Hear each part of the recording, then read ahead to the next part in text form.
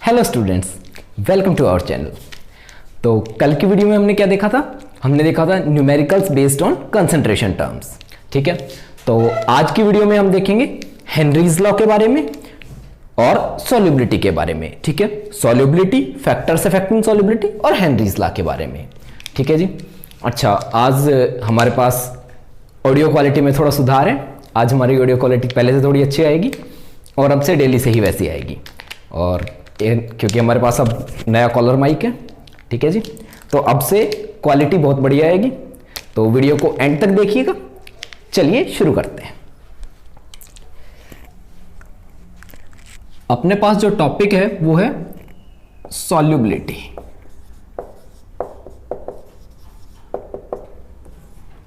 Solubility, तो देखते हैं सॉल्युबिलिटी क्या होती है।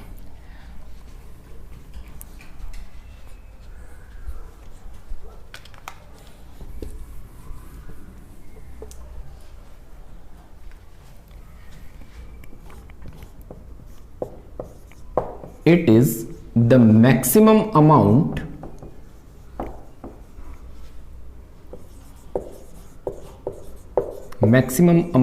of solute that can be dissolved into the given amount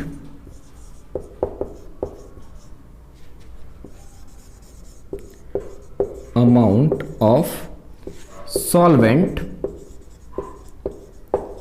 at that temperature। ये अपने पास हो गई definition. It is the maximum amount of solute that can B dissolved into the given amount of solvent at that temperature. ये तो हुई definition. अब चलिए हम समझते हैं कि इसका मतलब क्या है, या ये डेफिनेशन हमें क्या सिखाना चाह रही है, क्या मतलब है इस डेफिनेशन का। ठीक है जी। तो मान लीजिए मेरे पास कोई भी अमाउंट है वाटर का, कोई भी मेरे को ये दे दे, ये लीजिए भाई, ये वाटर का अपने पास अमाउंट है, कोई भी मुझे ना बताए कि कितना है, या बता भी दे तो भी कोई फर्क नहीं पड़ेगा। तो कोई भी अमाउंट ऑफ वाटर दे दिया, ठीक है जी, और मेरे से पूछ ले कि बताओ कि इसकी सॉल्युबिलिटी क्या है। सॉल्युबिलिटी क्या है? तो देखिए हमें क्या करना है वो जरा हम देख लेते हैं। हमें इसमें क्या करना है वो हम देख लेते हैं। अच्छा, सॉल्युबिलिटी किसकी बतानी? पहले तो सॉल्युबिलिटी ऑफ शुगर बताओ। इसमें बताओ सॉल्युबिलिटी ऑफ शुगर कितनी है, कि कितनी शुगर इसमें घुल सकती है। या अगर डेफिनेशन के हिसाब से देखें तो हमें क्या पता लगेगा कि शुगर का वो मैक्सिमम अमाउंट क्या है जो इस टेम्परेचर पे इस वाटर में घुल जाएगा। ठीक है जी, उसको हम सॉल्युबिलिटी कहेंगे। अब देखिए, अब मान लीजिए मैं क्या करता हूं, मैं इसमें डालना शुरू करता हूं जी शुगर। मैंने इसमें डाला शुगर, ठीक है जी, शुगर डाल दिया मैंने, ठीक है। अच्छा, डाला मिलाया।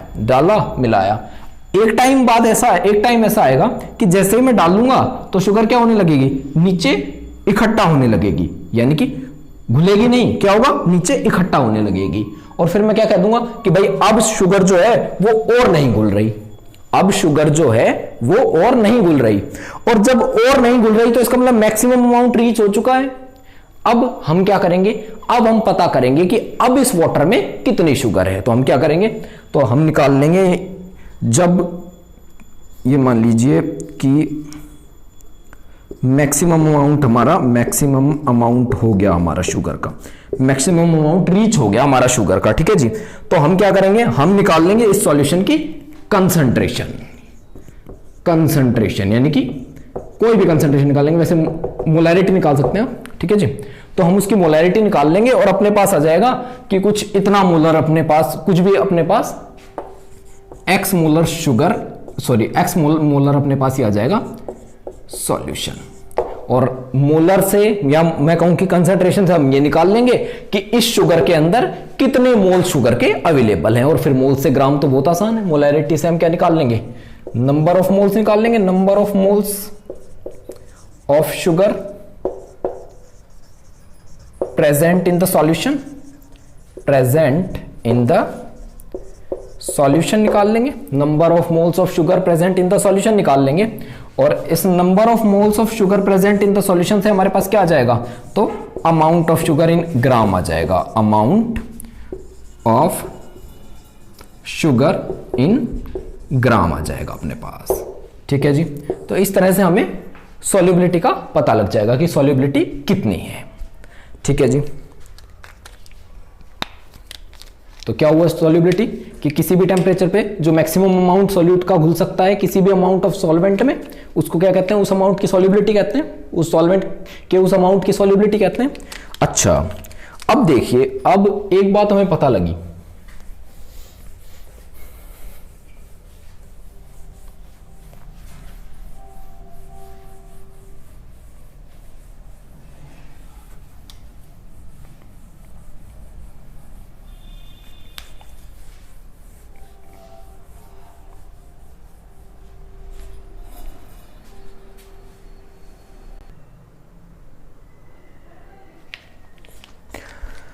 तो अब जी क्या है कि हमें दो बातें पता लग गई हैं, और वो दो बातें क्या हैं कि जब भी हमसे कोई सॉल्युबिलिटी पूछेगा, जब भी हमसे कोई सॉल्युबिलिटी पूछेगा तो हम क्या करेंगे, हम ये बात पूछेंगे उससे कि पहले तो ये बता कि सॉल्वेंट कितना है, सॉल्वेंट का अमाउंट कितना है, और दूसरा कि टेम्परेचर कितना है, क्योंकि हमारे सॉल्युबिलिटी में पहले लिखा है कि गिवन अमाउंट ऑफ सॉल्वेंट, यानी कि सॉल्वेंट का जो अमाउंट गिवन है उस सॉल्वेंट की उस टेम्परेचर पे है ये सॉल्युबिलिटी, यानी कि उस अमाउंट ऑफ सॉल्वेंट की उस टेम्परेचर पे जो सॉल्युबिलिटी है वो ये है जो हमने निकाली है। ठीक है जी, कहने का मतलब क्या है कि अगर मैं सॉल्वेंट के अमाउंट को, सॉल्वेंट के अमाउंट को मैं क्या कहूं कि सॉरी मैं क्या कर दूं, चेंज कर दूं, चेंज। ठीक है जी, तो क्या होगा, तो सॉल्युबिलिटी भी क्या हो जाएगी, सॉल्युबिलिटी ऑल्सो चेंजेस, सॉल्युबिलिटी भी चेंज हो जाएगी जी अपने पास। ठीक है, दूसरी बात अपने पास क्या आ गई, तो दूसरी बात किससे रिलेटेड आई, तो टेम्परेचर से। तो सिमिलरली अगर मैं मान लो टेम्परेचर को चेंज कर दूं, टेम्परेचर को चेंज करने से भी क्या होगा, टेम्परेचर को भी अगर मैं चेंज कर दूं तो क्या हो जाएगा, तो सॉल्युबिलिटी, सॉल्युबिलिटी जो है वो चेंज हो जाएगी। अच्छा जी, एक बात बताइए, मान लीजिए एक तो 1 लीटर पानी में चीनी डालनी है, घोलनी है, कहने का मतलब ये मतलब डिसॉल्व करनी है, घोलनी है। ठीक है जी, अच्छा, और एक 10 लीटर में, तो मेरे हिसाब से सभी लोग समझ पा रहे होंगे कि 10 लीटर पानी में 1 लीटर पानी से ज्यादा चीनी आएगी। ये एक साइड मेरे पास 1 लीटर वाटर है और उसमें शुगर को डालना है, शुगर को डिसॉल्व करना है, और एक तरफ मेरे पास 10 लीटर वाटर है। ठीक है जी, और उसमें शुगर को डालना है, यानी कि इसकी सॉल्युबिलिटी है जी एक, और एक इसकी सॉल्युबिलिटी है। शायद सभी लोग ये समझ पा रहे होंगे कि 10 लीटर वाटर जो है, 10 लीटर वाटर, इसमें ज्यादा शुगर आ पाएगी, इसकी जो शुगर कंटेनिंग या डिसॉल्विंग कैपेसिटी होगी वो ज्यादा होगी, यानी कि इसमें ज्यादा चीनी घुल सकती है। तो इसका मतलब solubility of 10 litre water is greater than that of 1 litre water, ये बात मैं कह सकता हूं। ठीक है जी, तो इसका मतलब मैं क्या कह दूं कि अगर अमाउंट ऑफ सॉल्वेंट इंक्रीज करेगा, अमाउंट ऑफ सॉल्वेंट इंक्रीज करेगा तो सॉल्युबिलिटी भी इंक्रीज करेगी। अगर अमाउंट ऑफ सॉल्वेंट इंक्रीज किया तो सॉल्युबिलिटी भी इंक्रीज करेगी। तो मैं लिख सकता हूं amount of solvent is directly proportional to क्या, तो सॉल्युबिलिटी। ठीक है जी, amount of solute is directly proportional to solubility.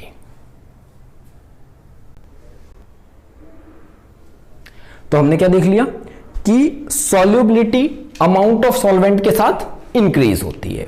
ठीक है जी, यानी कि अगर मैं अमाउंट ऑफ सॉल्वेंट बढ़ा दूं तो सॉल्युबिलिटी इंक्रीज कर जाएगी।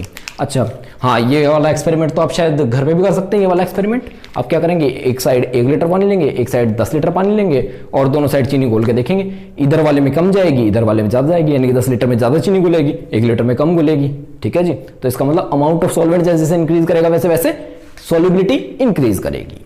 ठीक है जी, चलिए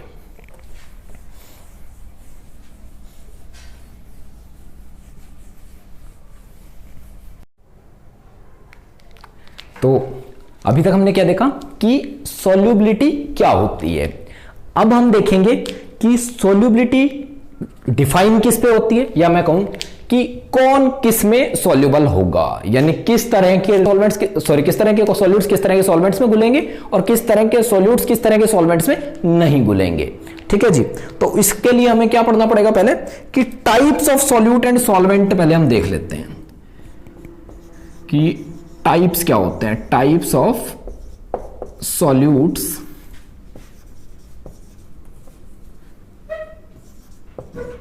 एंड सॉल्वेंट्स। तो हम मेजरली सारे सॉल्यूट्स और सारे सॉल्वेंट्स को दो टाइप से हम क्लासिफाई कर सकते हैं। पहला है पोलर, मतलब पोलर सॉल्यूट्स या पोलर सॉल्वेंट्स, और दूसरा है नॉन पोलर। ठीक है जी। तो पोलर कौन होते हैं? जिनका डाइपोल मोमेंट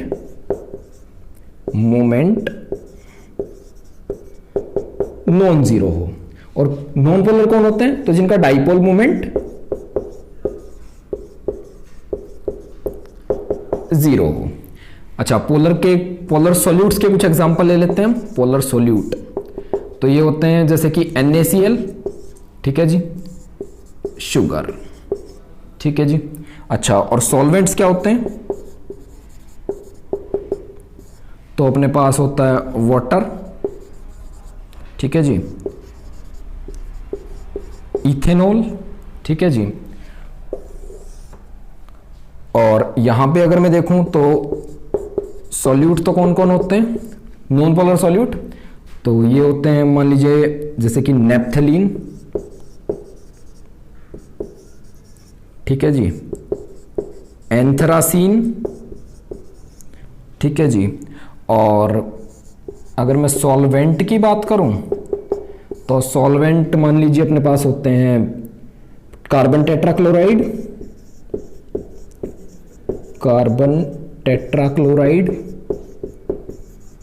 और बेंजीन, ठीक है जी, कार्बन टेट्राक्लोराइड और बेंजीन, ठीक है जी। तो ये कुछ पोलर सॉल्वेंट और नॉन पोलर सॉल्वेंट की कहानी हो गई। अब देखते हैं कि कौन से सॉल्यूट्स किन सॉल्वेंट में घुलेंगे और कौन से सॉल्यूट किन सॉल्वेंट में नहीं घुलेंगे। तो आप में से बहुत सारे लोग ये बात जानते होंगे पहले से ही कि वाटर में शुगर घुलती है, ठीक है जी, वाटर में सॉल्ट घुलता है। अब एक दो बात मैं आपको बता देता हूं कि वाटर में नेप्थलीन नहीं घुलता है, सिमिलरली वाटर में एंथ्रासीन नहीं घुलता है, ठीक है जी। सिमिलरली बेंजीन में शुगर या सॉल्ट दोनों नहीं घुलते हैं, ठीक है जी। और सिमिलरली बेंजीन में नेप्थलीन या एंथ्रासीन घुल जाते हैं, ठीक है जी। तो एक बात देखिए कि ये वाले इन वालों में घुल रहे हैं और ये वाले इन वालों में घुल रहे हैं। कहने का मतलब क्या है? एक बार नोटिस कीजिए कि जो पोलर है वो पोलर में डिसॉल्व हो रहा है और जो नॉन पोलर है वो नॉन पोलर में डिसॉल्व हो रहा है, पर पोलर नॉन पोलर में और नॉन पोलर पोलर में डिसॉल्व नहीं हो रहा है, ठीक है जी। यानी कि जो मेरा कंक्लूजन वो देख लेते हैं हम क्या निकला। एक बार इसको मिटा देते हैं। तो अब तक की बातों के हिसाब से मैं कंक्लूजन क्या लिख सकता हूं? कंक्लूजन में लिख सकता हूं कि polar will dissolve in polar, ठीक है जी, and non polar will dissolve in, non polar will dissolve in, तो जी नॉन पोलर, ठीक है जी। और इसको जो है तो इसी को हम कहते हैं सॉल्यूशन में, हम इसी चीज को कहते हैं like dissolves, like dissolves like. कहने का मतलब क्या है एक बार समझ लीजिए, ठीक है जी। लाइक डिसॉल्व लाइक का क्या मतलब है कि जो जैसा है, जिसका कैरेक्टर जैसा है, वो अपने जैसे कैरेक्टर वाले के साथ ही घुलना पसंद करेगा। कहने का मतलब यदि वो पोलर है तो वो पोलर के साथ घुलेगा, यदि वो नॉन पोलर है तो वो नॉन पोलर के साथ घुलेगा, यदि वो पोलर है तो वो नॉन पोलर के साथ नहीं घुलेगा, सिर्फ वो नॉन पोलर है तो पोलर के साथ नहीं घुलेगा, ठीक है जी। तो हमने क्या, इस बात से हमने क्या सीखा, जो सबसे इंपॉर्टेंट मैं कह रहा हूं, सबसे इंपॉर्टेंट हमारा कंक्लूजन है वो ये है कि लाइक डिसॉल्व्स लाइक, ठीक है जी, लाइक डिसॉल्व्स लाइक। अब चलिए सीखते हैं, तो कोई चीज किसी चीज में डिसॉल्व कैसे होती है, कोई चीज किसी चीज में कैसे घुलती है, और उसके लिए हम पहले जान लेंगे कि किस टाइप के सॉल्यूशंस को हमें स्टडी करना है, ठीक है जी। तो हमें जो स्टडी करना है वो कौन से सॉल्यूशंस हैं, तो हमें solid in liquid, solid in liquid solutions को स्टडी करना है, सॉलिड इन लिक्विड सॉल्यूशंस को स्टडी करना है, और गैस इन लिक्विड सॉल्यूशंस को हमें स्टडी करना है। यानी कि पहला जिसमें सॉलिड तो सॉल्यूट हो और लिक्विड सॉल्वेंट हो, और दूसरा जिसमें गैस सॉल्यूट हो लिक्विड सॉल्वेंट हो, ठीक है जी। अच्छा, अब एक बात और समझिए, पहले हम लेके चलते हैं, पहले हम लेके चल रहे हैं तो इस वाले को हम लेके चल रहे हैं, सॉलिड इन लिक्विड को हम लोग लेके चल रहे हैं, ठीक है जी। तो ये लीजिए, मैंने लिख दिया सॉलिड इन और लिक्विड, ठीक है जी। तो सॉलिड इन लिक्विड की हम बात कर लेते हैं जरा डिटेल में, तो देख लेते हैं कि कैसे सॉलिड में लिक्विड डिसॉल्व, सॉरी लिक्विड में सॉलिड डिसॉल्व होता है। ये लीजिए मेरे पास है कोई भी लिक्विड सॉल्वेंट, फिर से हम अपना वही एग्जांपल लेते हैं, मान लीजिए ये है वाटर, ठीक है जी, और ऊपर से मैंने मिला दी शुगर, ये लीजिए। तो जी हमने ऊपर से डाल दी शुगर, तो जरा हम देख लेते हैं कि इनिशियली क्या होगा। इनिशियली क्या होगा कि शुगर के मोटे मोटे क्रिस्टल्स रहे होंगे, शुगर के मोटे मोटे क्रिस्टल्स रहे होंगे। अब ये क्रिस्टल्स क्या होंगे, तो वाटर के कांटेक्ट में आएंगे।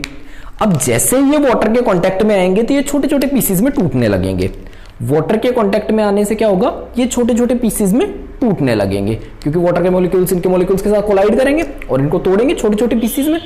और जब ये पीसेस काफी छोटे हो जाएंगे, मैं कह रहा हूं कंसीडरेबल अमाउंट में छोटे हो जाएंगे, तो क्या होगा, तो वाटर के मॉलिक्यूल्स के बीच में जो स्पेसेस हैं, क्योंकि वाटर लिक्विड है और इसके मॉलिक्यूल्स के बीच में कोई ना कोई स्पेस तो जरूर रहा होगा। ये मान लीजिए यहां मैं वाटर के मॉलिक्यूल बना रहा हूं, ये लीजिए, ये वाटर, ये ज्यादा मोटे बन गए यार, ये तो थोड़े पतले।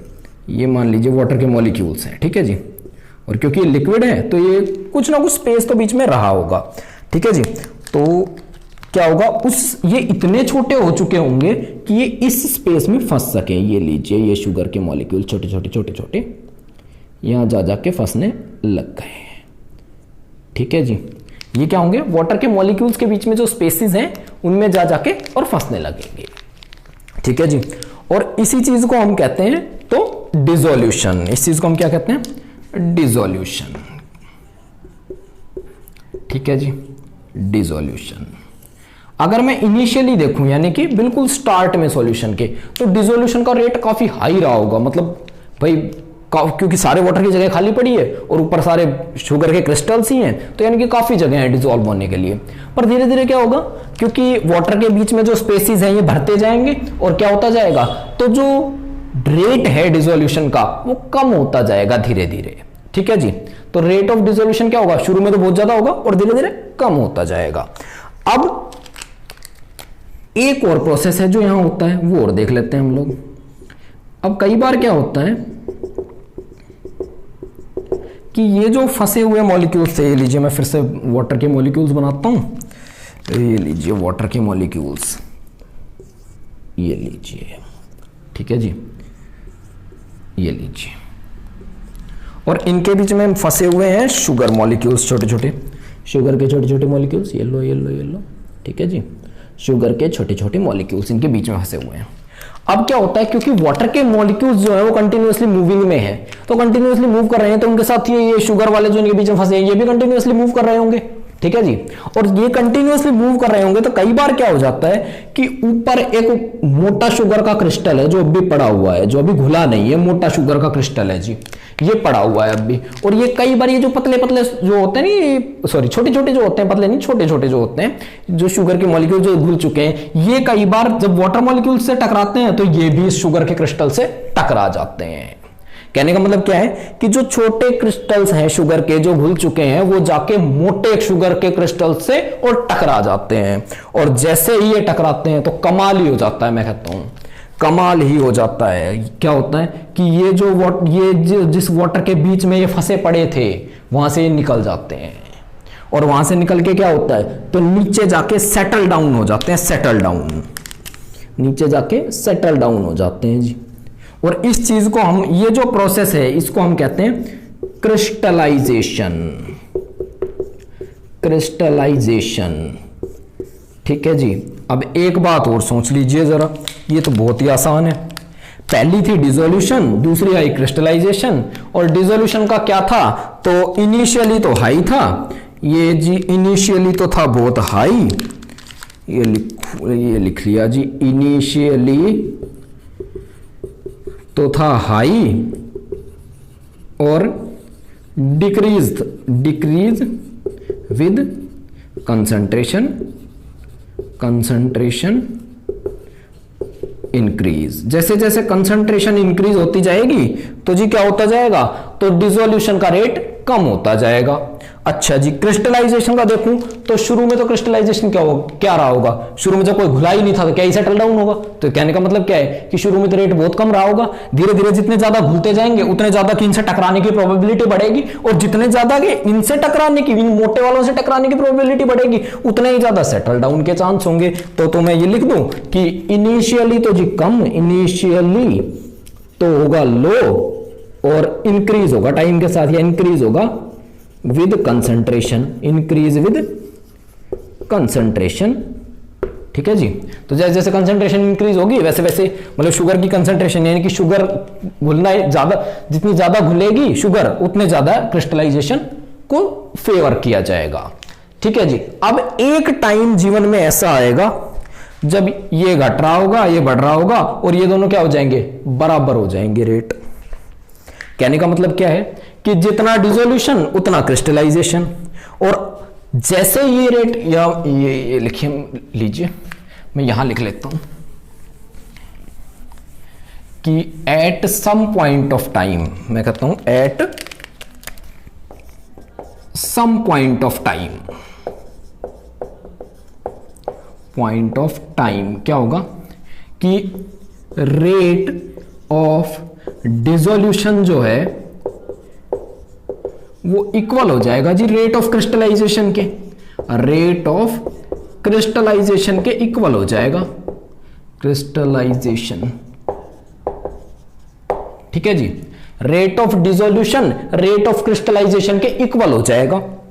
अब देखते हैं क्या होगा, जैसे ही rate of dissolution rate of crystallization के इक्वल हुआ वैसे ही क्या होगा, तो जितने मॉलिक्यूल्स ऊपर से घुल रहे होंगे उतने ही नीचे सेटल डाउन होते जा रहे होंगे, जितने ऊपर से आ रहे होंगे घुल रहे होंगे नए, उतने ही नीचे सेटल डाउन हो रहे होंगे। कहने का मतलब क्या है कि एक the amount of sugar inside the solution, inside the solution क्या हो जाएगा, तो कांस्टेंट हो जाएगा, कांस्टेंट, जितने ऊपर से आ रहे होंगे उतने ही बाहर जा रहे होंगे। तो यानी कि जो वाटर के अंदर शुगर है वो कांस्टेंट रहेगी, उतनी रहेगी, ना बढ़ेगी ना घटेगी। और इसी चीज को हम क्या कह देते हैं, तो इसी चीज को हम कुछ इस तरह से रिप्रेजेंट कर सकते हैं, देखना, वाटर प्लस शुगर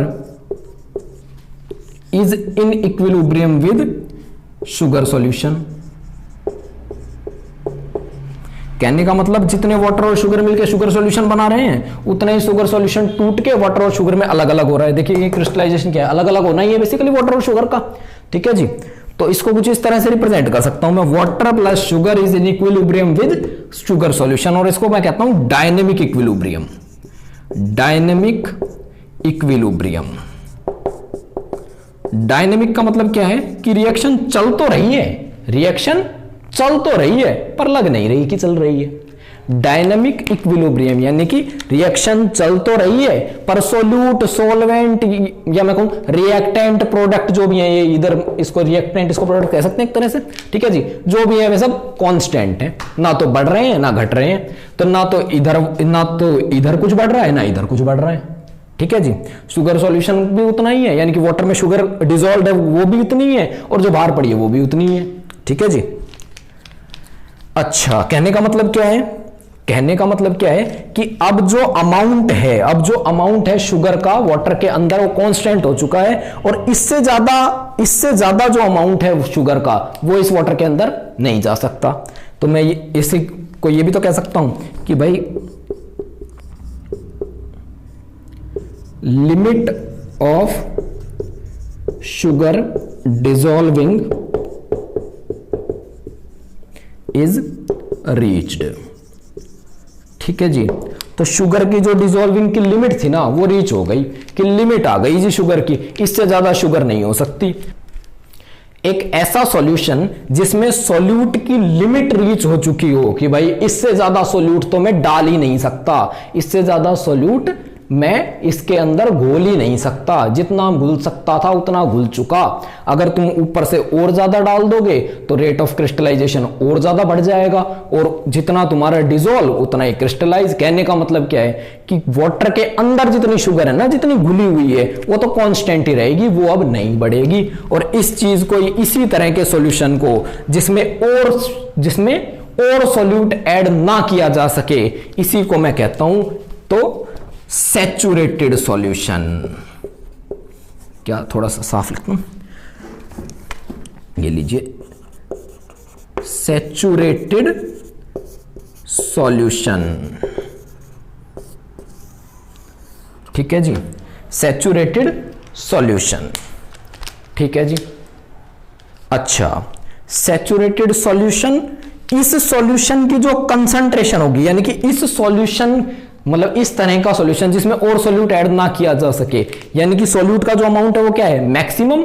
तो इसमें जितना सॉल्यूट का अमाउंट है, तो यानी कि यहां जो कंसंट्रेशन है, कंसंट्रेशन ऑफ सॉल्यूट जो यहां है, यानी कि सैचुरेटेड सॉल्यूशन की कंसंट्रेशन ऑफ सॉल्यूट को हम क्या कहते हैं, तो सॉल्युबिलिटी कहते हैं। सॉल्युबिलिटी, जो कि हमने अभी देखा था, maximum amount of solute that can be dissolved at in a given amount of solvent at a given temperature, यही तो हमने देखा था। ठीक है जी, कहने का मतलब क्या है कि जब रेट ऑफ क्रिस्टलाइजेशन और रेट ऑफ डिसोल्यूशन बराबर हो, या रेट ऑफ डिसॉल्विंग बराबर हो जाएंगे, तो सॉल्वेंट और सॉल्यूट्स के बीच में, सॉरी, सॉल्यूट, सॉल्वेंट और सॉल्यूशन के बीच में एक डायनेमिक इक्विलिब्रियम एस्टेब्लिश हो जाएगा। ठीक है जी, एक डायनेमिक इक्विलिब्रियम एस्टेब्लिश हो जाएगा, और फिर क्या होगा कि जो अमाउंट है वो फिक्स हो जाएगा, जो सॉल्यूशन के अंदर सॉल्यूट का अमाउंट है वो फिक्स हो जाएगा, वो ना तो बढ़ पाएगा ना घट पाएगा। ठीक है जी, यानी कि कांस्टेंट हो जाएगा। और इसी समय पे क्या होता है, यही जो कांस्टेंट अमाउंट होता है ये मैक्सिमम अमाउंट होता है कि भाई इससे ज्यादा अब हम नहीं डाल सकते, और इसी को हम कह देते हैं तो सैचुरेटेड सॉल्यूशन, इस टाइप के सॉल्यूशन को, और जो उसकी कंसंट्रेशन है उसको हम कह देते हैं सॉल्युबिलिटी। ठीक है जी, चलिए,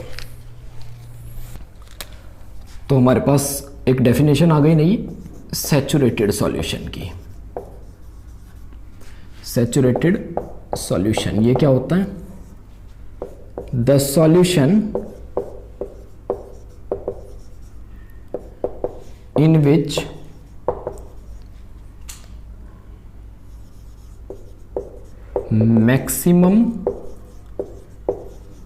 maximum possible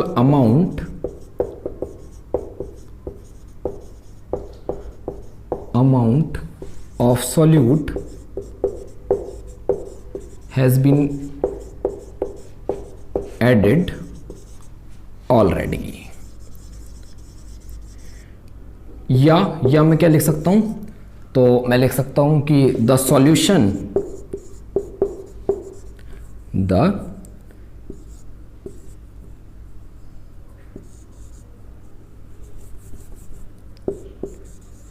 the solution in which no more solute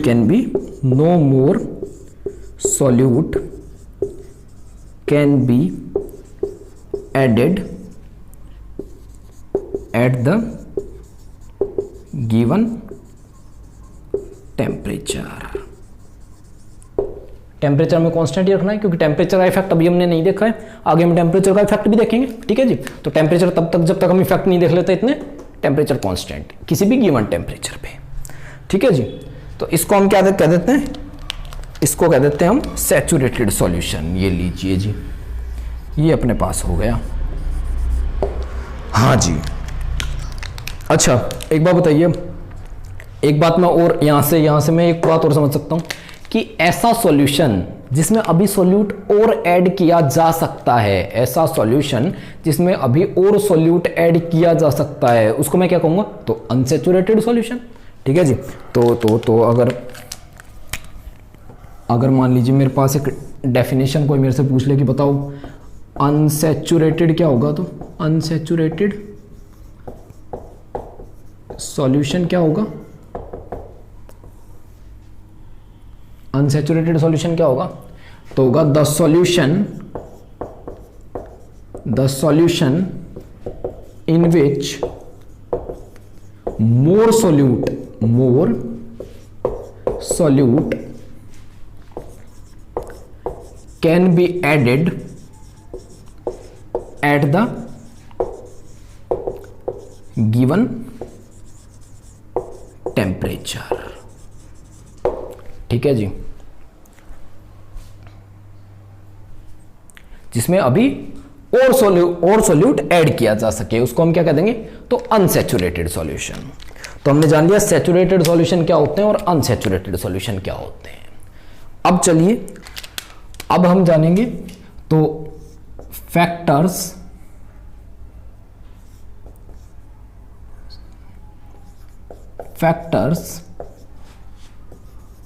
affecting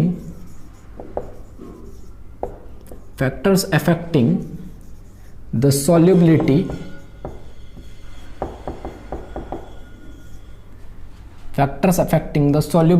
of solid in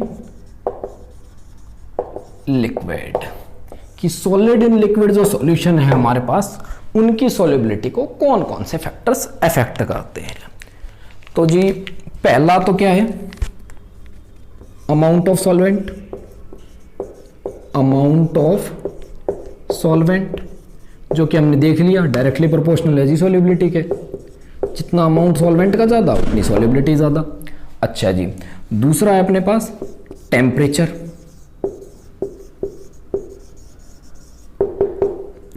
को हम लोग देख लेते हैं। ठीक है जी, अच्छा जब भी कोई सॉलिड लिक्विड के अंदर डिसॉल्व होगा, तो वो जो प्रोसेस है वो या तो एंडोथर्मिक होगा या एक्सोथर्मिक होगा। कहने का मतलब क्या है कि कई चीजें तो सीधी घुल जाती हैं, रूम टेम्परेचर पे, जैसे चीनी है, जैसे नमक है। ठीक है जी, ये चीजें तो सीधी घुल जाती हैं, पर कई चीजें क्या होती हैं, कई चीजें ऐसी होती हैं जो सीधी नहीं घुलती हैं। उनके लिए हमें क्या है, उनके लिए हमें हीट देना पड़ता है। तो क्या है, हमने क्या देखा कि कई चीजें तो रूम टेम्परेचर पे घुल जाती हैं और कई चीजों को क्या होता है, हीट देनी पड़ती है। ठीक है जी, कई चीजें क्या होती हैं कि घुलने के बाद हीट प्रोवाइड करती हैं।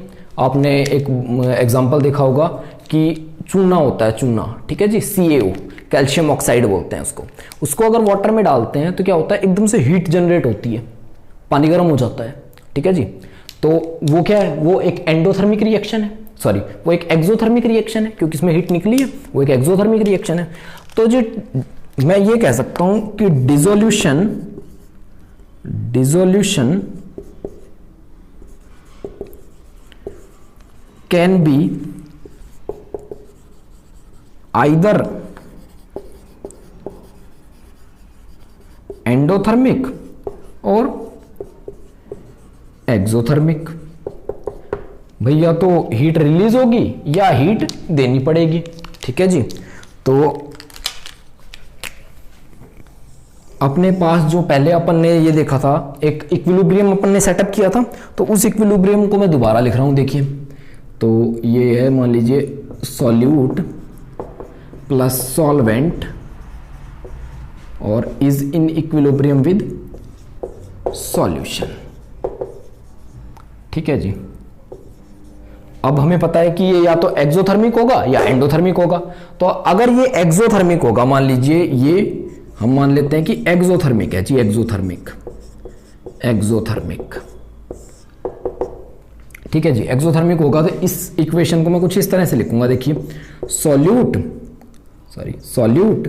Plus solvent is in equilibrium with solution plus heat,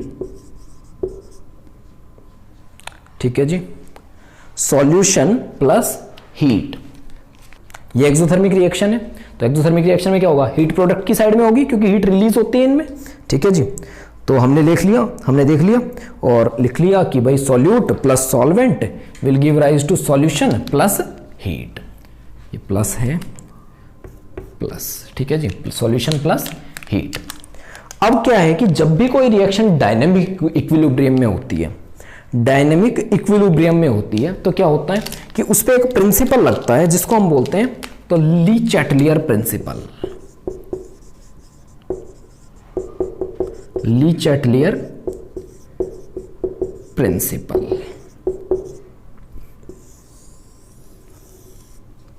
ठीक है जी। अच्छा, ये प्रिंसिपल क्या कहता है तो वो हम देख लेते हैं। तो ये प्रिंसिपल कहता है कि जब भी हम अपनी तरफ से किसी इक्विलिब्रियम में कोई चेंज करेंगे, जब भी कोई चेंज करेंगे तो वो इक्विलिब्रियम या वो रिएक्शन उस चेंज से उल्टा काम करने की कोशिश करेगा, ठीक है जी। कहने का मतलब क्या है कि हम जो चेंज करेंगे, रिएक्शन चेंज को उससे उल्टा करने की कोशिश करेगी, ताकि वो चेंज नलीफाई हो जाए, नेगलेक्ट हो जाए, कैंसिल हो जाए, ठीक है जी। अच्छा, यहां हमने क्या किया है, तो अगर मान लीजिए इस रिएक्शन में मैं टेम्परेचर को कर देता हूं इंक्रीज, टेम्परेचर को मैंने कर दिया इंक्रीज। तो एक बात देखिए मैंने क्या किया है, तो अगर मैं कहूं तो मैंने इनडायरेक्टली हीट को बढ़ा दिया है जी, ठीक है, हीट को मैंने बढ़ा दिया है, यानी कि मैंने प्रोडक्ट को बढ़ा दिया है। तो रिएक्शन क्या करेगी, रिएक्शन मैंने इधर वाले को बढ़ाया है, तो रिएक्शन इधर वाले को बढ़ाने की कोशिश करेगी, और इधर वाले को बढ़ाने का क्या तरीका है, तो रिएक्शन बैकवर्ड डायरेक्शन में है, बैकवर्ड, तो रिएक्शन इधर से इधर आएगी, इधर। कहने का मतलब, तो जी मैंने क्या कर दिया, मैंने हीट बढ़ा दी, और जैसे ही हीट बढ़ाई तो ली चैटलियर क्या कहेगा, ली चैटलियर इस चेंज को उल्टा करने की कोशिश करेगा। तो ली चैटलियर क्या कहेगा कि भाई हीट को घटाइए, कि हीट को कम कीजिए, और हीट को कम करने का रास्ता क्या है, तो जहां हीट नहीं है उस तरफ चले जाओ रिएक्शन में, यानी कि रिएक्शन किस तरफ भागेगी, इधर की तरफ भागेगी, इधर की तरफ। यहां हीट नहीं है, इधर तो हीट है, तो रिएक्शन यहां से यहां तो नहीं जाएगी, यहां से यहां उल्टी आने लगेगी। कहने का मतलब वापस आने लगेगी रिएक्शन, ठीक है जी, उल्टी चलने लगेगी रिएक्शन। और जैसे रिएक्शन उल्टी चलने लगेगी तो कहने का मतलब क्या है कि सॉल्यूशन जो है, सॉल्यूशन वो टूट के सॉल्वेंट और सॉल्यूट में कन्वर्ट होने लगेगा। सॉल्यूशन जो है वो कन्वर्ट होने लगेगा किसमें, सॉल्यूट और सॉल्वेंट में। तो कहने का मतलब क्या है कि सॉल्युबिलिटी डिक्रीज होगी, यानी कि अमाउंट जो डिसॉल्व्ड है पहले से वो कम हो जाएगा अब, क्योंकि भाई सॉल्यूशन टूट के इधर आने लग गया, ठीक है जी। तो जो सॉल्युबिलिटी है वो डिक्रीज हो जाएगी। तो अगर टेम्परेचर इंक्रीज होगा तो मैं लिख दूं कि सॉल्युबिलिटी जो है, सॉल्युबिलिटी वो डिक्रीज होगी, और नाम किसका लगेगा, तो नाम लगेगा ली चैटलियर का, ठीक है जी। तो सॉल्युबिलिटी, टेम्परेचर इंक्रीज होने से सॉल्युबिलिटी डिक्रीज हुई, टेम्परेचर के इंक्रीज होने से सॉल्युबिलिटी डिक्रीज हुई, तो गलती किसकी है, गलती है ली चैटलियर की, किसकी गलती है? ली चैटलियर की। इसके प्रिंसिपल के अकॉर्डिंग सब कुछ चला है, और इसका प्रिंसिपल क्या है कि तुम जो बढ़ाओगे रिएक्शन उसको घटाएगी। मैंने बढ़ाई हीट, रिएक्शन ने हीट को घटाने की कोशिश की, तो ये रिएक्शन इधर उधर मूव कर गई जहां पे हीट नहीं थी, और उधर मूव करने के चक्कर में क्या हो गया? तो सॉल्यूशन सॉल्वेंट और सॉल्यूट में टूट गया। कहने का मतलब सॉल्युबिलिटी डिक्रीज हो गई। ठीक है जी।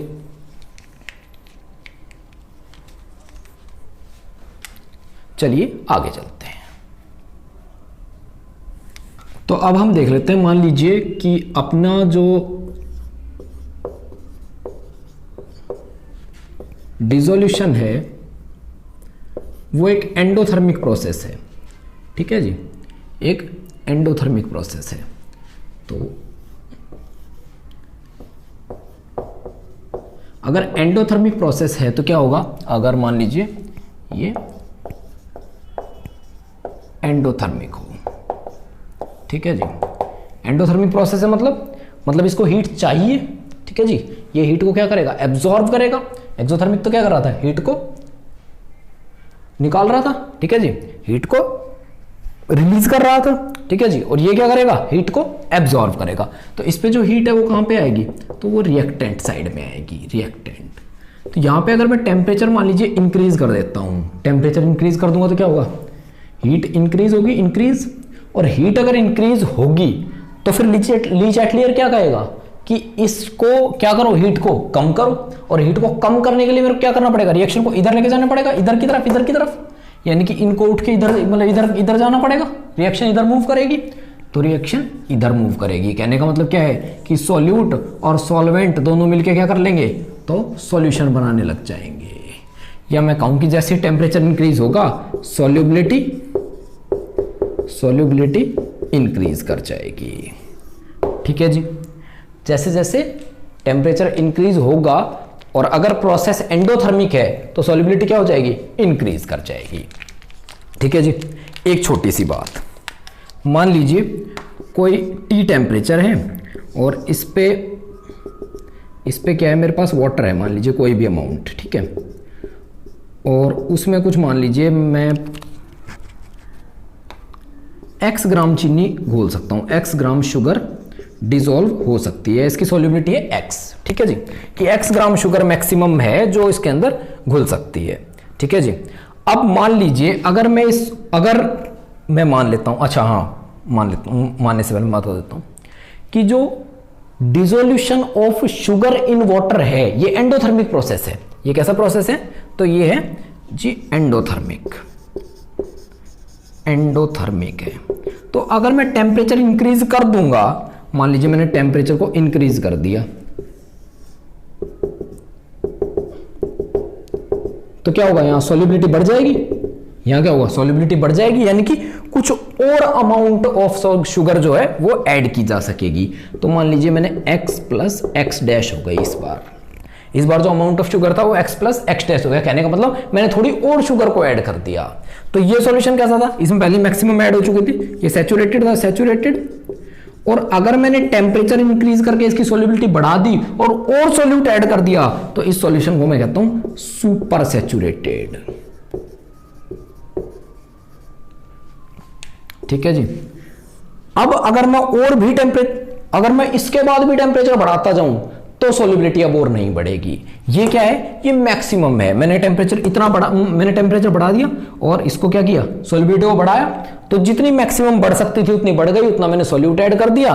तो अब इस सॉल्यूशन को मैं क्या कहूंगा? तो सुपर सैचुरेटेड सॉल्यूशन, यानी कि इससे ज्यादा तो भाई चाहे तुम टेम्परेचर बढ़ाओ कुछ करो, इससे ज्यादा तो सॉल्युबिलिटी कभी होगी ही नहीं।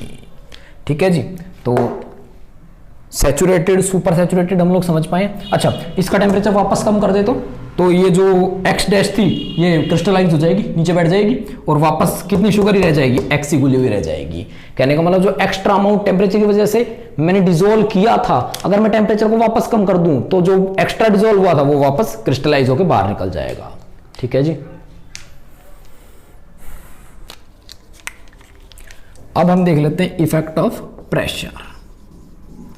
Effect of pressure. तो जी एक बात बताइए, सॉल्यूट कौन है? सॉल्यूट अपना है सॉलिड। ठीक है जी। और सॉल्वेंट कौन है? सॉल्वेंट तो ये है अपना लिक्विड, ठीक है जी। सॉल्यूट है सॉलिड, सॉल्वेंट है लिक्विड। सॉलिड पे प्रेशर का इफेक्ट पड़ता है क्या? सॉलिड पे प्रेशर का इफेक्ट पड़ता है? तो नहीं, बिल्कुल नहीं पड़ता, क्योंकि हमने 9th क्लास में पढ़ा था कि सॉलिड्स आर इनकम्प्रेसिबल। सॉलिड क्या होते हैं? इनकम्प्रेसिबल होते हैं, इनकम्प्रेसिबल। तो इन पे प्रेशर का, या मैं कहूं तो नो इफेक्ट ऑफ प्रेशर, ठीक है जी, no effect of pressure. Liquids का क्या होता है? तो लिक्विड भी सिमिलरली क्या होते हैं? तो इनकम्प्रेसिबल होते हैं, इनकम्प्रेसिबल, ठीक है जी। तो दोनों इनकम्प्रेसिबल है, तो कहने का मतलब क्या है कि pressure will neither affect solute nor solvent. ना तो ये सॉल्यूट का कुछ बिगाड़ सकता है और ना ही सॉल्वेंट का। और जब ये कुछ कर ही नहीं सकता तो इसका मतलब इसका इफेक्ट सॉल्युबिलिटी पे क्या होगा? तो नो इफेक्ट होगा, कोई इफेक्ट नहीं, नो इफेक्ट ऑन सॉल्युबिलिटी,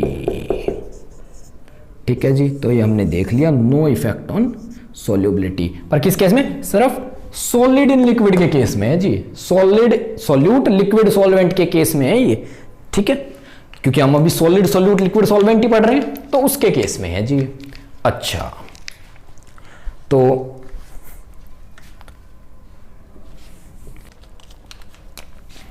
अब लिख लेते हैं फैक्टर्स अफेक्टिंग solubility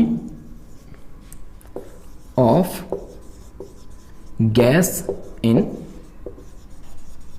liquid। यानी कि इस बार क्या है? तो इस बार हमारे पास है सॉल्यूट, तो अपने पास है गैस, और सॉल्वेंट अपने पास है तो लिक्विड। अच्छा जी, अब जरा कुछ बातें हम लोग देख लेते हैं इनके बारे में। अगर हमें इनकी सॉल्युबिलिटी को स्टडी करना है तो पहले तो हमें यह जानना होगा कि ये घुलते कैसे हैं, कि गैस लिक्विड में घुलती कैसे है। तो चलिए देख लेते हैं। अच्छा, जब भी हमें गैस लिक्विड में घुलनी हो, जब भी हमें गैस लिक्विड में डालनी हो या लिक्विड में घोलनी हो, कहने का मतलब, तो हमेशा हमें बंद कंटेनर लेना पड़ेगा। ये लीजिए, मैंने ले लिया बंद कंटेनर। अभी बताते हैं क्यों। ये ले लिया जी हमने एक बंद कंटेनर, ठीक है जी। कंटेनर है, उसके ऊपर क्या लिड लगी हुई है कोई, इसके अंदर यहां तक तो है जी कोई लिक्विड, ठीक है जी। यहां तक तो अपने पास क्या है? तो लिक्विड है। और ऊपर मान लीजिए अपने पास गैस, ये दूसरे कलर से गैस बना रहा हूं मैं। ये लीजिए, ये गैस के मॉलिक्यूल्स, ये अपने पास क्या बन गए? गैस के मॉलिक्यूल्स बन गए जी। अब क्या होता है कि इस लिक्विड में दो तरह के मॉलिक्यूल्स एग्जिस्ट करते हैं। इस लिक्विड के जो खुद के मॉलिक्यूल्स हैं वो दो तरह के हैं। एक मॉलिक्यूल तो जो अंदर बैठा हुआ है, जो यहां पे कुछ यहां पे बैठा हुआ है अंदर, ठीक है जी। इस पे क्या है? इसको इधर वाले मॉलिक्यूल्स इधर खींच रहे हैं, इधर वाले मॉलिक्यूल्स इधर खींच रहे हैं, नीचे वाले नीचे खींच रहे हैं, ऊपर वाले ऊपर खींच रहे हैं, ठीक है जी। ऊपर वाले ऊपर खींच रहे हैं, इधर वाले इधर खींच रहे हैं, इधर वाले इधर खींच रहे हैं, इधर वाले इधर, इधर वाले इधर। तो ये जो मॉलिक्यूल जो लिक्विड के बिल्कुल अंदर है, या इसको कहते हैं कि बल्क में है, बल्क में, ठीक है जी, बल्क में है। ये जो मॉलिक्यूल है, इस पे जो नेट फोर्स है, नेट फोर्स, टोटल कितना फोर्स लग रहा है? तो वो है 0, क्योंकि सारी तरफ से बराबर लग रहा है, ठीक है जी। इस पे नेट फोर्स है 0।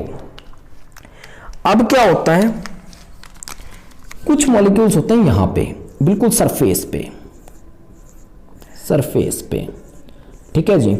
और इन सरफेस वाले मॉलिक्यूल्स को क्या समस्या है? तो इनकी समस्या ये है कि इनको लोग नीचे तो खींच रहे हैं, इस तरफ तो खींच रहे हैं, इस तरफ तो खींच रहे हैं, पर कोई ऊपर खींचने वाला इनका नहीं है। ध्यान दीजिए कि ये जो सरफेस के मॉलिक्यूल्स हैं, इनको लोग नीचे, इनको क्योंकि इनके नीचे मॉलिक्यूल्स हैं तो वो नीचे तो खींचेंगे इनको, नीचे तो खींचेंगे, क्योंकि मैटर, कोई भी मैटर है मान लीजिए, उसके पार्टिकल्स के बीच में क्या होता है, अट्रैक्शन होता है, अट्रैक्शन। तो वाटर के मॉलिक्यूल्स के बीच में एक दूसरे के लिए अट्रैक्शन होगा, तो वो इसको नीचे तो मॉलिक्यूल्स है वो खींच रहे होंगे इनको। क्या ऊपर वाटर के मॉलिक्यूल्स हैं? नहीं नहीं नहीं, कोई वाटर के मॉलिक्यूल्स नहीं है, तो ऊपर इनको कोई नहीं खींच रहा। तो इन पे जो नेट फोर्स लग रहा है, नेट फोर्स, इन पे जो नेट फोर्स लग रहा है, ये लीजिए, इस पे बना देता हूं मैं, ये पिंक नहीं यार, ग्रीन ले लेते हैं। इस पे जो, तो इन वाले मॉलिक्यूल्स पे जो नेट फोर्स है वो डाउनवर्ड फोर्स है, नीचे की तरफ है वो टोटल। वो फोर्स किस तरफ लग रहा है? डाउनवर्ड। अब देखिए, अब कहानी शुरू होती है जो ऊपर के गैसेस मॉलिक्यूल्स हैं उनकी। तो जो ये ऊपर गैस के मॉलिक्यूल्स हैं, ये क्या होता है, ये कंटिन्यूअसली मूविंग स्टेट में होते हैं, कंटिन्यूअसली मूविंग स्टेट में होते हैं। अब क्या होता है, मूविंग स्टेट में होंगे तो एक दूसरे से टकराएंगे, और जैसे ही एक दूसरे से टकराते हैं तो क्या होता है, कभी कभी ये टकराते टकराते टकराते टकराते इनसे टकरा जाते हैं, नीचे वालों से। ठीक है, या नीचे वालों से क्या, सरफेस के मॉलिक्यूल्स के, वाटर के सरफेस के मॉलिक्यूल से टकरा जाते हैं। और जैसे ही वाटर के सरफेस के मॉलिक्यूल से टकराते हैं तो वाटर के सरफेस के मॉलिक्यूल क्या करते हैं, इनको अंदर खींच लेते हैं, इनको अंदर खींच लेते हैं। और इस तरह से क्या होता है, तो डिसोल्यूशन ऑफ गैस होता है। कब? जब ये वाले मॉलिक्यूल्स इनसे टकरा जाएं। कहने का मतलब गैस के मॉलिक्यूल्स क्या करें, कोलाइड कर जाएं सरफेस मॉलिक्यूल्स ऑफ वाटर के साथ। ठीक है जी, और तो क्या हो जाता है, वो उसको अंदर खींच लेते हैं, क्योंकि उनके पास तो डाउनवर्ड फोर्स है, तो वो उसको अंदर खींच लेते हैं। और क्या होता है कि गैस अंदर चली जाती है, और इसी को हम कहते हैं कि भाई गैस डिसॉल्व हो गई। ठीक है जी। अच्छा, तो अब जरा देख लेते हैं फैक्टर्स अफेक्टिंग। तो कौन कौन से फैक्टर होंगे? पहला तो अमाउंट ऑफ सॉल्वेंट, तो इसके तो डायरेक्टली प्रोपोर्शनल होता है, हम पता ही है कि अमाउंट ऑफ सॉल्वेंट तो डायरेक्टली प्रोपोर्शनल होता है सॉल्युबिलिटी के, तो देख ही चुके हैं, जितना ज़्यादा सॉल्वेंट उतनी ज़्यादा सॉल्युबिलिटी। दूसरा क्या है, तो दूसरा है टेम्परेचर।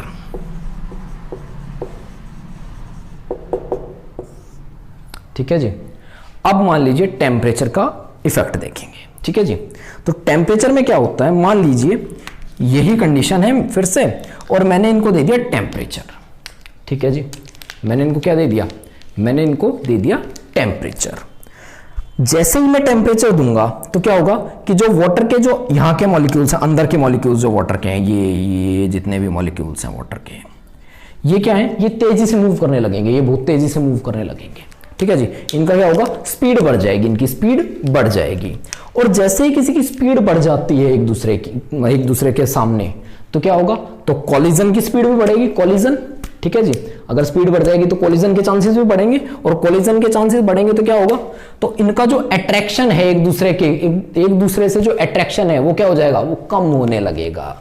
और इसके अलावा ये जो सरफेस के मॉलिक्यूल्स हैं, इन पे भी कॉलिजन्स आएंगे, और इनको जब कोई भी चीज कोलाइड करेगी, मान लीजिए अंदर से कोई भी मॉलिक्यूल आया और इनको कोलाइड किया, तो क्या होगा कि ये थोड़ा सा ऊपर की तरफ फोर्स महसूस करेंगे। तो जो ये पहले डाउनवर्ड लग रहा था, अब वो डाउनवर्ड फोर्स क्या हो जाएगा, कमी आ जाएगी उस डाउनवर्ड फोर्स में। कहने का मतलब क्या है कि पहले इन पे नेट डाउनवर्ड फोर्स लग रहा था, अब नीचे वाले भी टक्कर मार रहे हैं, और नीचे वाले टक्कर मार रहे हैं तो क्या हो रहा है, वो जो डाउनवर्ड फोर्स पहले इनको महसूस हो रहा था अब वो कम महसूस होगा। और जैसे ही वो फोर्स कम महसूस होगा तो क्या होगा, इन गैसेस को जो इनकी पकड़ने की एबिलिटी थी, जो इन गैसेस को पकड़ के अपने अंदर ले जाने की एबिलिटी थी, वो भी कम हो जाएगी। और कहने का मतलब क्या है, तो मैं ये कह सकता हूं कि जैसे जैसे टेम्परेचर इंक्रीज करेगा तो सॉल्युबिलिटी क्या करेगी, डिक्रीज कर जाएगी। या मैं ये लिख सकता हूं कि temperature is inversely proportional to solubility. ठीक है जी। अब एक बात सोचिए, एक हमारे पास क्वेश्चन आता है कि why aquatic life move towards the colder region in summers. तो क्वेश्चन क्या है अपने पास, क्वेश्चन है why aquatic life move towards colder regions in summers. आया हुआ क्वेश्चन है ये सीबीएसई में। ठीक है जी, तो इसका रीजन क्या है कि जब भी समर होगा तो क्या होगा, टेम्परेचर बढ़ेगा, और टेम्परेचर बढ़ेगा तो solubility of gas in liquid कम होगा। ठीक है जी, solubility of gas in liquid कम होगा, और जैसे ही solubility of gas in liquid कम होगा तो वाटर में जो डिसॉल्व्ड ऑक्सीजन है वो भी कम हो जाएगी। ठीक है जी, कहने का मतलब क्या है कि टेम्परेचर बढ़ा तो वाटर में जो ऑक्सीजन सॉल्युबल थी, जो ऑक्सीजन घुली हुई थी, उसका अमाउंट भी क्या हो गया, कम हो गया, उसकी सॉल्युबिलिटी कम हो गई, तो ऑक्सीजन का अमाउंट वाटर में कम हो गया। ठीक है जी, तो इसका मतलब क्या हुआ, एक्वेटिक लाइफ को सांस लेने के लिए कौन सी ऑक्सीजन चाहिए थी, वही वाली ऑक्सीजन जो घुली हुई है, और अब वो हो गई कम, तो वो बेचारे क्या करेंगे, वो उधर जाएंगे जहां पे ऑक्सीजन अब भी उतनी ही हो, या ऑक्सीजन अच्छे अमाउंट में हो, काफी सारी हो, तो उसके लिए क्या करना पड़ेगा, टेम्परेचर को घटाना, कि भाई किसी तरह टेम्परेचर कम हो जाए, तो वे क्या करेंगे कि कोल्डर रीजन में जाने लगेंगे, जहां पे क्या है, टेम्परेचर पहले से ही कम है, तो वहां पे ऑक्सीजन ज्यादा घुली मिलेगी, और अपन को उनको सांस लेने में शांति रहेगी, आराम से सांस ले पाएंगे वे लोग। ठीक है जी, तो why aquatic life move towards colder regions in summer, तो इसका आंसर हमने देख लिया। ठीक है जी, और अब हम आखिरी देख लेते हैं, आज का आखिरी फैक्टर देख लेते हैं। तो जी अब हम देखेंगे क्या, सॉरी सेकंड, तो ये क्या है, प्रेशर, कि प्रेशर का क्या इफेक्ट होगा गैस इन लिक्विड पे। ठीक है जी, तो प्रेशर का क्या इफेक्ट होगा गैस इन लिक्विड पे, या गैस इन लिक्विड की सॉल्युबिलिटी पे। ठीक है जी, तो ये लीजिए जी, अपने पास है ये लिक्विड है,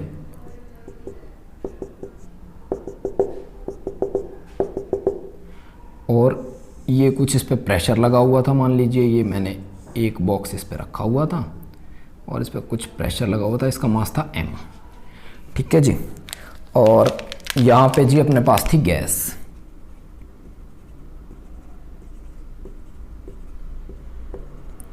यहाँ पे अपने पास क्या थी, तो गैस, तो गैस क्या कर रही होगी, मूव कर रही होगी, और अपने एक दूसरे से टकरा रहे होंगे, और कोई कोई बेचारे वाटर के सरफेस से भी टकरा जा रहे होंगे, और उससे क्या होगा कि डिसॉल्व होते जा रहे होंगे।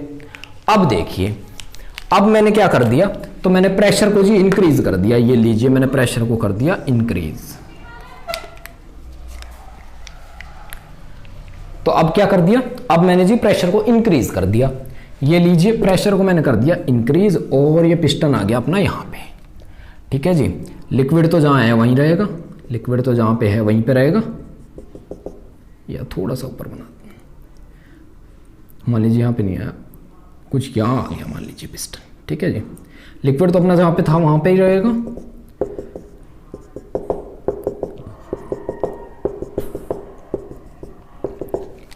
अब जो गैस के मॉलिक्यूल्स हैं, अब मॉलिक्यूल्स तो उतने ही हैं जितने पहले थे, मॉलिक्यूल्स तो भाई कम हुए नहीं, मॉलिक्यूल्स तो कम हुए नहीं, मॉलिक्यूल्स तो उतने ही हैं जितने पहले थे, पर अब उनके पास जो जगह थी मूव करने के लिए वो रह गई कम। ध्यान दीजिए कि जगह जो उनके पास थी मूव करने के लिए गैस के मॉलिक्यूल्स के पास, वो रह गई कम। ये है gas molecules, gas molecules, gas molecules. तो अब इनके पास जगह रह गई कम, और जैसे ही जगह कम रह गई तो क्या होगा, इनकी एक दूसरे से टकराने की जो प्रोबेबिलिटी है अब वो और ज्यादा बढ़ गई। अब और ज्यादा टकराने की प्रोबेबिलिटी बढ़ गई तो क्या हो गया कि सॉल्यूशन के सरफेस से टकराने की प्रोबेबिलिटी भी इनकी बढ़ गई, कि ज्यादा चांसेस हैं आपकी कि ये सरफेस से टकरा जाए। अब ज्यादा चांसेस हैं कि ये जो गैस के मॉलिक्यूल हैं ये लिक्विड के सरफेस से टकरा जाएं, और लिक्विड के सरफेस से टकराते ही तो क्या होगा, तो घुल जाएंगे। तो इसका मतलब क्या होगा कि जितनी कम जगह इन गैस मॉलिक्यूल्स के लिए, उतना ज्यादा इनका एक दूसरे से कॉलिजन, और जितना ज्यादा इनका एक दूसरे से कॉलिजन, उतने ही ज्यादा चांस इनके वाटर के सरफेस मॉलिक्यूल से कोलाइड करने के, और जितना ज्यादा वाटर के सरफेस मॉलिक्यूल से इनका कॉलिजन, उतना ही ज्यादा सॉल्युबिलिटी, उतने ही ज्यादा ये घुलते जाएंगे। तो कहने का मतलब क्या है, तो ये देखिए कि अगर ये मैंने प्रेशर इंक्रीज किया था जी, ये mm के 2 बॉक्स रख दिए थे मैंने, पहले m का 1 बॉक्स था, अब mm के 2 बॉक्स रख दिए थे। ठीक है जी, प्रेशर इंक्रीज कर रहा हूं मैं यहाँ से यहाँ जाने पे। अच्छा, तो यानी कि प्रेशर जितना ज्यादा उतनी मॉलिक्यूल्स के लिए, गैस के मॉलिक्यूल्स के लिए जगह कम, और जितनी जगह कम उतनी ज्यादा उनकी घुलने की प्रोबेबिलिटी। तो मैं लिख दूं कि pressure is directly proportional to solubility. ठीक है जी, pressure is directly proportional to solubility. ठीक है जी, pressure is directly proportional to solubility. अच्छा, इसका एक प्रूफ, चलिए इसका एक प्रूफ देखते हैं, मतलब ऐसे प्रूफ नहीं, एक एक्सपेरिमेंटल प्रूफ जो आपने सब जगह देखा होगा। आपने देखा होगा कि जो कोल्ड ड्रिंक की बोतल्स हमारे पास होती हैं उनमें CO2 होती है, CO2 कार्बन डाइऑक्साइड, और वो क्या होती है, वाटर में डिजोल्व होती है। और आपने एक बात देखी होगी कि जैसे ही हम उसका कैप को ओपन करते हैं CO2 एकदम से बाहर आती है और एक आवाज आती है, ठीक है जी, और एकदम से CO2 बाहर आती है। उसका रीजन क्या है? तो उसका रीजन यही है कि जैसे अपन कैप खोलते हैं तो उसके ऊपर जो पहले प्रेशर लगा के बंद किया गया था उसको, वो प्रेशर हट जाता है, और प्रेशर हटते क्या होता है, तो CO2 बाहर आ जाती है। ठीक है जी, कहने का मतलब क्या है कि CO2 वाटर में घुलना नहीं चाहती थी, हमने क्या किया, हमने बहुत ज्यादा प्रेशर लगा दिया उस पर, और प्रेशर लगा के क्या कर दिया, उसको डिसॉल्व करवा दिया। अब जैसे ही प्रेशर हटेगा वापस बाहर आ जाएगी। और देखिए, आप एक ग्लास कोल्ड ड्रिंक लीजिए और उसको बाहर रख दीजिए 2 घंटे के लिए, और आपको भी पता है कि 2 घंटे के बाद क्या होगा, तो उसकी सारी जो उसका जो तीखापन होता है, जो मैं कहता हूं उसमें एक स्पेशल टेस्ट होता है, एक जो चुभने वाला टेस्ट होता है वो चला जाता है। वो जैसे ही हम 1 घंटे तक उसको रखेंगे तो वो टेस्ट चला जाता है। वो क्यों होता है? क्योंकि सारी CO2 एस्केप आउट कर जाती है, क्योंकि अब ऊपर प्रेशर तो है नहीं। ठीक है जी, तो इसका मतलब प्रेशर से क्या किया जा सकता है, प्रेशर से हम उन गैसेस को भी डिसॉल्व कर सकते हैं जो होना नहीं चाहती थी लिक्विड में। ठीक है जी, तो हमने क्या किया, हमने जैसे कि CO2 को किया, प्रेशर लगा के और वाटर में डिसॉल्व कर दिया और कोल्ड ड्रिंक बना ली और सब पी रहे हैं उसको।